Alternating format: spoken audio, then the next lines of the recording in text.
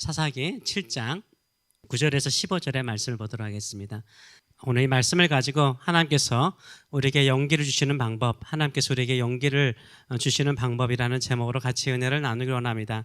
지난번에 본 것처럼 이제 하나님께서 수많은 이스라엘 군대를 다 보내고 기드온에게 딱 300명만 남겨두셨습니다. 그래서 이제 기드온에게는 300명의 용사밖에 남지 않았습니다. 미디안 연합군은 바다의 모래알처럼 그들의 낙타의 수는 메뚜기 떼와 같이 많은 수가 있었습니다. 수적으로 볼 때는 도저히 이길 수 없는 전쟁이죠. 도저히 이길 수 없는 전쟁이었습니다. 이때 하나님께서 기드온에게 승리를 약속하십니다. 하나님께서 기드온에게 승리를 약속하세요. 반드시 네가 이길 것이다. 네가 반드시 이길 것이다 라고 말을 해요. 근데 하나님께서 아무리 승리를 약속해도 기드온이 들어와서 벌벌 떨고 전쟁을 하지 않으면 어떻게 될까요? 전쟁의 승리는 주어지지 않은 거죠. 그래서 하나님께서 아무리 우리에게 약속을 하셔도요, 그 약속을 이루기 위해서 우리가 행동하지 않으면 안 되는 거예요. 겁을 먹고 우리가 움직이지 않으면 승리를 우리 것으로 만들 수가 없는 것입니다. 그래서 하나님께서 기드온에게 승리를 약속할 뿐만 아니라요, 기드온에게 이 진영에 들어가서 싸울 수 있는 용기까지 심어주십니다. 어떻게 하나님께서 기드온에게 용기를 심어주십니까? 첫째는 세상 사람들의 소리를 들으라라고 말해요. 우리는 하나님의 말씀을 들어야 되는데 세상 사람들을 통해서 하나님께서 말씀하실 때가 있어요. 세상 사람들의 말을 듣고도 우리가 용기를 낼 수 있다라고 말씀하고 있어요. 세상 사람들의 소리를 들으면 우리가 실망하고 낙심할 것처럼 보이는데요, 오히려 세상 사람들이 말하는 것 가운데 하나님께서 계시적으로 말씀하는 그런 것도 있어요. 그래서 오히려 미디안 진영에 네가 내려가서 보면은 용기를 얻을 것이라고 주께서 말씀하세요. 9절의 말씀을 보게 되면 이렇습니다. 그 밤입니다. 밤에 여호와께서 기드온에게 이르시되 일어나 진영으로 내려가라. 이 말은 싸우라는 말이에요. 내려가서 싸워라. 내가 그것을 네 손에 넘겨주었느니라. 이 전쟁의 승리는 너에게 있다라고 말씀하세요. 승리를 내가 약속한다. 반드시 이길 것이라 라고 독려를 하세요. 그런데 기드온의 마음속에 뭐가 있어요? 두려움이 남아 있었던 것 같아요. 기드온에게는 용기를 심어줄 필요가 있었습니다. 그래서 하나님께서 어떻게 하십니까? 기드온에게요, 미디안 진영을 정탐하게 하세요. 미리 너 먼저 한번 내려가 봐라 그러시는 거예요. 10절의 말씀을 보게 되면 만일 네가 내려가기를 두려워하거든. 이 말을 딱 들으면 알 수 있잖아요. 기드온의 마음속에 이제 300명밖에 남지 않았어요. 끝을 보니까 어때요? 저 텐트를 쳤으니까 불빛이 다 보일 것 아닙니까? 그 불빛을 보니까 메뚜기 떼처럼 많은 거예요. 그리고 낙타의 수가 모래알처럼 많아요. 얼마나 두렵겠습니까? 두려운 마음이 있으니까 하나님께서 뭐라고 말씀하세요? 만일 내가 내려가기를 두려워하거든 네 부하 부랴와 함께 그 진영으로 내려가라는 거예요. 미리 내려가서 진영에 들어가라고 말하고 있어요. 나중에 알겠지만 기드온 혼자 내려가면은 그 사람들이 이야기하는 것을 혼자 듣고 혼자 말하면 확신이 없잖아요. 그런데 그 부랴와 같이 내려가니까 제3자가 있잖아요. 나중에 하나님께서 승리를 보장하시고 약속하시고 반드시 승리케 하실 것이라는 것을 제3자 부랴를 통해서 확인하기 위해서 같이 내려가게 하십니다. 11절의 말씀을 보게 되면 이렇게 말하죠. 그들이 하는 말은 뭐하라고요? 들으래요. 미디안 진영의 사람들이 하는 말을 들으라는 거예요. 내려가서 한번 들어봐라. 그 후에 듣고 난 이후에 네 손이 강하여져서 그 전령으로 내려가리라라고 말하고 있어요. 그 미디안 사람들이 하는 말을 네가 듣고 나면 뭐가 생긴다는 거예요? 손이 강해진다는 말은 용감해진다는 거예요. 너 반드시 용감해질 것이다. 그 소리 듣고 난 다음에 용기가 생겨서 진영으로 내려간다는 말은 이제 싸울 수 있다는 거예요. 하나님께서요, 이 기드온의 마음속에 두려움이 있는 것을 아시고 부랴와 함께 미디안 진영에 들어가서 그들이 하는 말을 듣고 용기를 얻게 하세요. 이때 이 기드온이 들었던 말이 무엇입니까? 11절 하반절부터 보게 되면 내려가라 하시니 기드온이 이에 그 부부와 부랴와 함께 군대가 있는 진영 근처로 내려갔대요. 근처에 간 거예요. 거기에서 미디안 사람들의 하는 이야기를 듣습니다. 거기에 보니까 미디안과 아말렉과 동방의 모든 사람이 골짜기에 누웠는데 자고 있다는 거예요. 근데 미디안 사람만 온 게 아니라 미디안과 아말렉과 동방에 있는 모든 유목민들이 다 모였다는 거예요. 이스라엘 땅을 약탈하기 위해서 다 모여서 지금 자고 있는 거예요. 그 수가 얼마나 많으면 메뚜기의 많은 수와 같고 그들의 낙타 수가 많아 해변에 모래가 많음 같더라라고 말을 하고 있어요.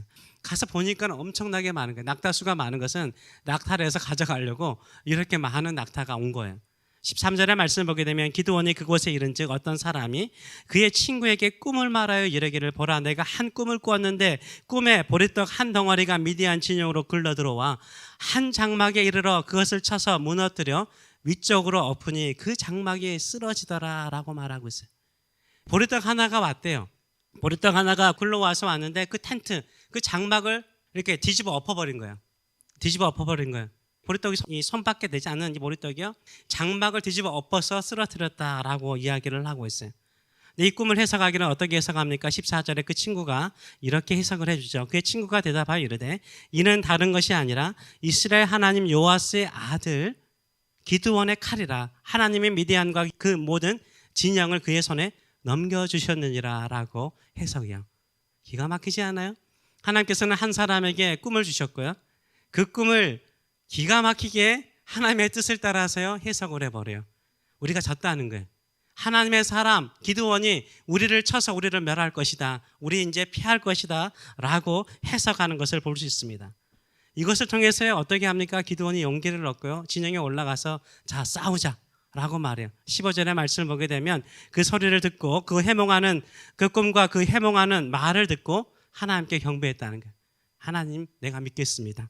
하나님께서 반드시 우리에게 승리를 주실 것을 믿습니다 라고 확신을 가지고 용기를 내가지고 진영에 돌아가서 우리 내려가서 싸우자라고 군대를 독려하는 것을 볼 수 있습니다. 하나님께서 어떻게 이 기드온에게 용기를 주십니까? 미디안 사람들의 꿈과 그 해석을 듣고 용기를 내게 하세요. 그 용기를 심어주시는 것을 볼 수 있어요.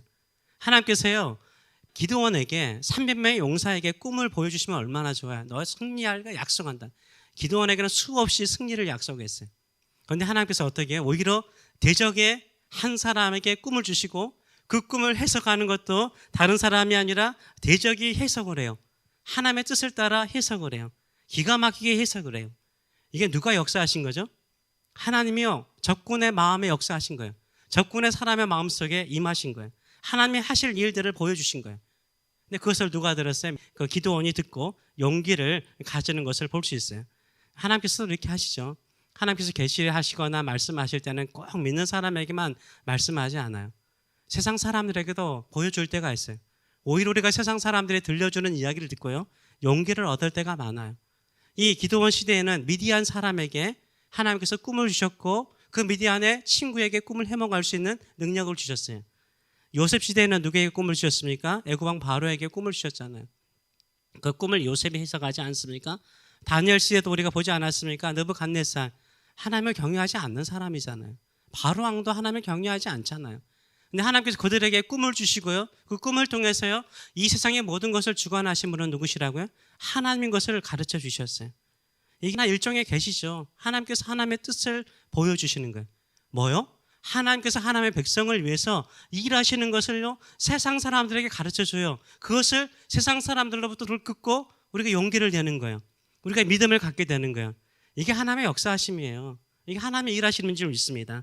두려워하지 마시기 바랍니다. 하나님께서 반드시 우리 가운데도 역사하시고 우리를 괴롭히는 대적에게도 두려움을 주고 떨게 만들도록 역사하여 주시는 줄 믿습니다. 이런 믿음을 가지고 살아가시는 저와 여러분 되시길 축원합니다. 하나님께서요 일하실 때는 다 약속이에요. 얼마나 많은 약속이 성경에 있습니까? 중요한 게 뭐예요? 하나님의 백성들이요 그 약속을 믿고 움직여야 돼요. 움직여야 돼요. 용기를 내서 움직여야 돼요. 안 가요. 근데 문제는 안 가요. 세상은 메뚜기 떼처럼 많아요. 내가 도저히 싸울 수 없을 것처럼 보여요.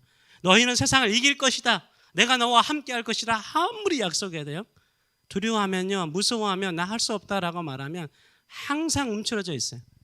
근데 하나님 이상하게 세상 사람들을 통해서요 우리는 이길 수 있다라고 말씀할 때가 참 많아요. 이상하게도요 사람들은 가까운 사람의 말을 잘 안 들어요. 남편은요 누구의 말 잘 안 들어요? 아내 말 잘 안 들어요. 진짜요. 이상하게 아내는 남편 말 잘 안 들어요. 자식들은요 부모 말 잘 안 들어요. 이상하게. 근데 다른 주변의 친구들이라든가 주변 사람들이 말하면 그렇게 잘 들어요.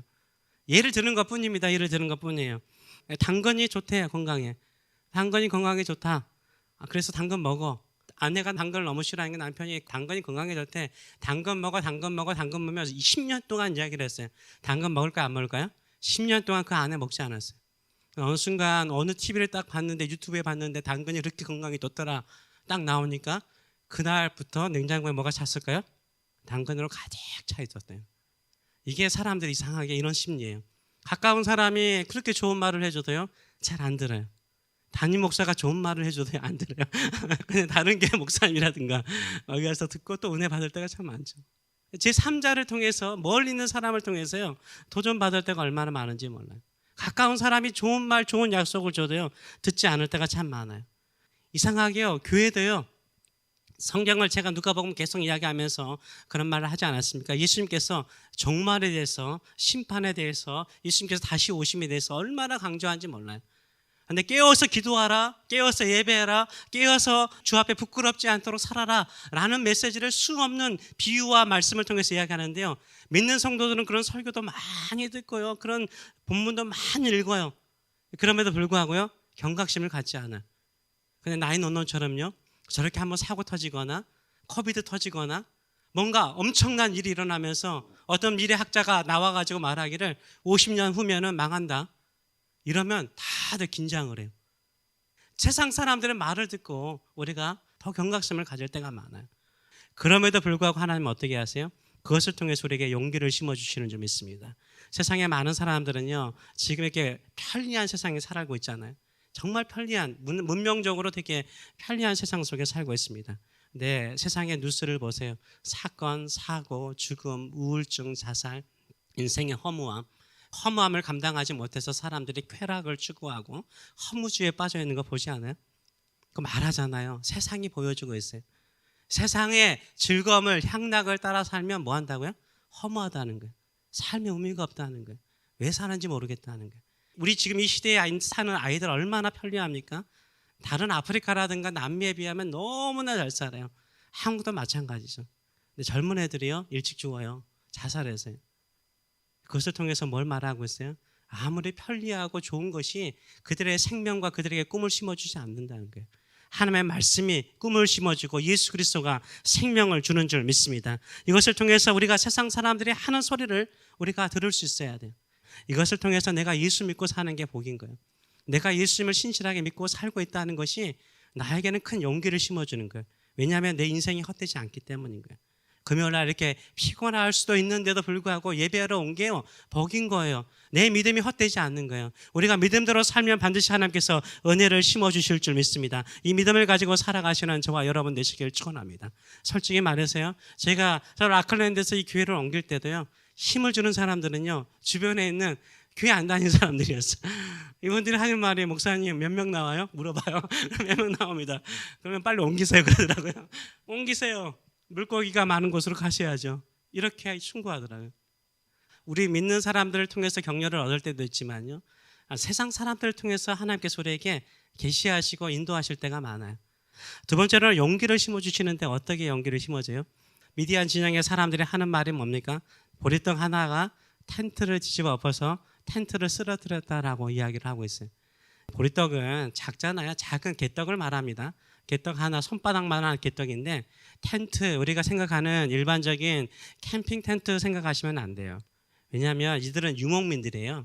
아말렉이라는 이 사람, 동방 사람, 미디안 사람들은 유목민들이에요. 유목민 텐트 보셨어요? 다 가죽으로 되어 있잖아요. 동물 가죽으로 두껍게 지어진 거예요.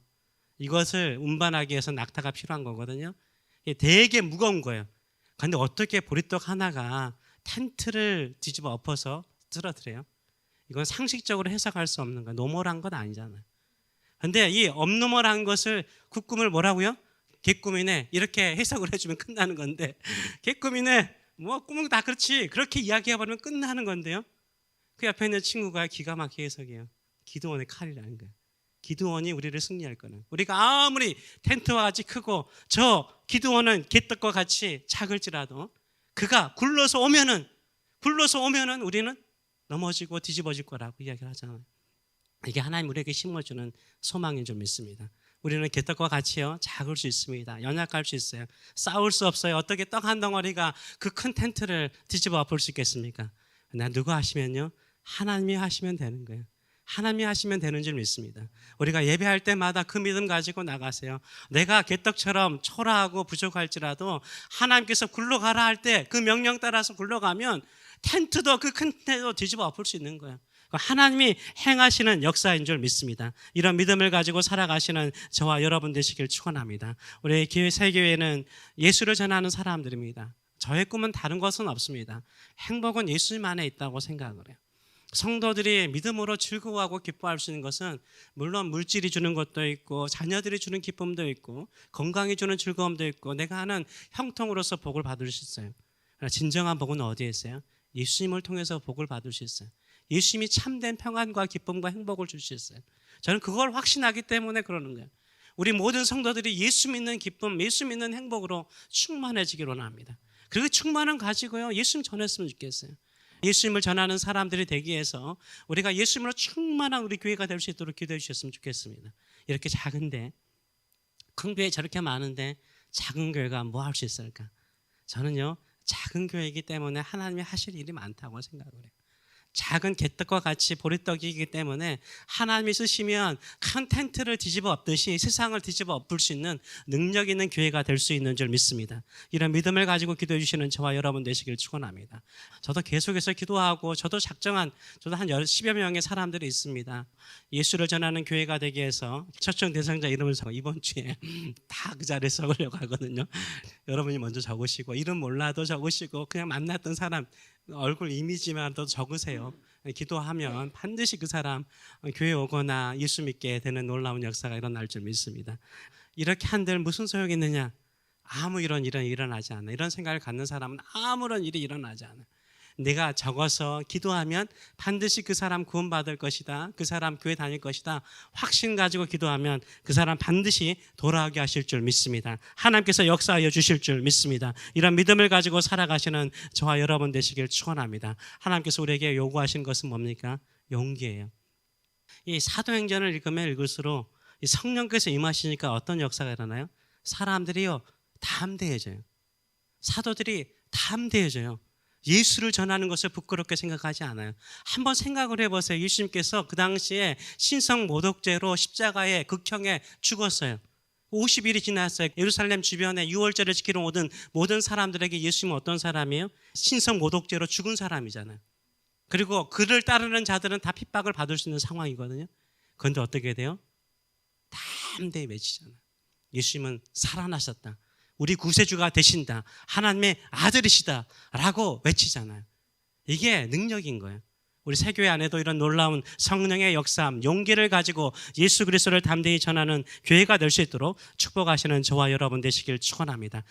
기도하겠습니다. 살아계신 하나님 아버지 은혜를 감사드립니다. 아무리 하나님께서 승리를 약속해도 내려가지 않으면, 싸우지 않으면 그들을 이길 수 없습니다. 우리 새교회 올 한 해 나갑니다. 예수의 이름 붙들고 전도하러 나가고 예수의 이름으로 기도하고 예수의 능력을 의지해서 예배하고 기도할 때마다 옥문이 열리듯이 사탄이 무너지듯이 하나님의 놀라운 역사가 일어나는 교회가 될 수 있도록 축복하여 주시옵소서. 용기 있는 성도들 되게 하여 주시옵소서. 금요일마다 용기를 내어서 기도하고 담대히 간구할 때 개떡과 같이 보리떡과 같이 초라할지라도 모든 것을 쓰러뜨리는 능력 있는 성도의 삶이 될 수 있도록 축복하여 주시옵소서. 감사드리며 예수님의 이름으로 기도하옵나이다. 아멘.